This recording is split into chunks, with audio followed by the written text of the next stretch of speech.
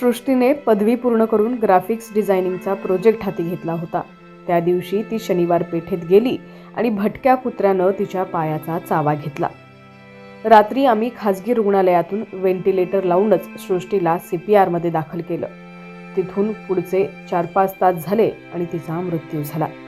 पाहिलेले आणि अनुभवलेले ते तास खूपच वेदनादायी होते।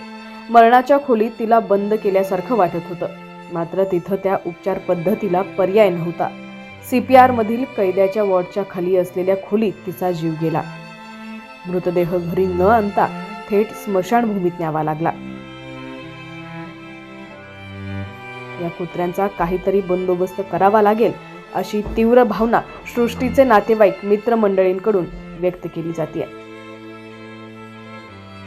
सोशल मीडियावर सुद्धा नाराजीच्या भावना व्यक्त झालेल्या आहेत। एक हसतं खेळतं चौकोनी कुटुंब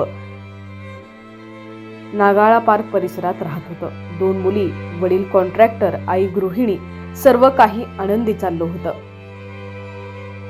संपूर्ण घटना पाहूयात त्याआधी तुम्ही HPN मराठी न्यूज चॅनलला सबस्क्राईब केलं नसेल तर नक्की सबस्क्राईब करा आणि बेल आयकॉनवर क्लिक करून नोटिफिकेशन्स मिळवा, जेणेकरून आमचे अपडेट्स लवकरात लवकर तुमच्यापर्यंत पोहोचतील। तर सृष्टीनं पदवी पूर्ण करून ग्राफिक्स डिझाईनचा प्रोजेक्ट घेतला होता। त्या दिवशी ती शनिवार पेठेत गेली आणि भटक्या कुत्र्यानं तिच्या पायाचा चावा घेतला। तिच्यावर CPR मध्ये तातडीनं उपचार झाले। पुढे तिचे नियमित आयुष्य सुरू झाले।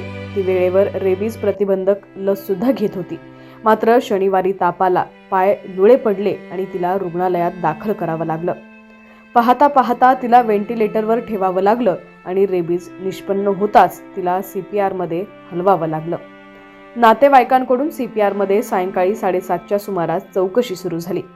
तिला आणून कुठं ठेवायचं, इथपासून ते उपचार काय असणार, इथपर्यंतची माहिती घेतली जात होती। रेबीज झालेल्या रुग्णाला खासगी रुग्णालयात ठेवत नाहीत म्हणून CPR मध्ये दाखल करावं लागलं। रात्री 11च्या सुमारास व्हेंटिलेटर लावलेल्या स्थितीत रुग्णवाहिका CPR मध्ये थांबली होती। PPE किट घालूनच सर्व उपचार करावे लागतात। त्यानुसार तिला संबंधित खोलीत ठेवलं आणि बाहेरून कुलूप घातलं। नातेवाईक बाहेर होते। रात्री उशिरा तिची प्राणज्योत मालवली। 5 मार्चला सकाळी पंचगंगा स्मशानभूमीत तिचे रक्षा विसर्जन झाले। संसर्ग नको म्हणून कुटुंबियांनाही प्रतिबंधात्मक लस घ्यावी लागली। जिद्दी आणि भविष्यात उज्ज्वल करिअरची संधी सृष्टीला मिळाली होती। प्रोजेक्ट हाती होते। भविष्यात मोठं होण्याचं तिचं स्वप्न आता कवेत येत होतं। तिला जेव्हा खासगी रुग्णालयात नेलं जात होतं तेव्हा ती तिच्या बाबांना मी परत येणार आहे असं म्हणाली होती, मात्र काळाला हे पाहवलं नाही। तिच्या उज्ज्वल करिअरच्या स्वप्नात ती आत्ताच कायमची निघून गेली। रेबीज झालेल्या रुग्णांकडून तो इतरांना होऊ नये म्हणून स्वतंत्र खोलीत ठेवावं लागतं। तिची लाळ किंवा रक्त इतरांना लागल्यास त्याचा धोका इतरांना होऊ शकतो, म्हणून स्वतंत्र खोलीत ठेवावं लागतं। जगभरातील अभ्यासानुसार 99.9% अशा व्यक्ती जिवंत राहत नाहीत।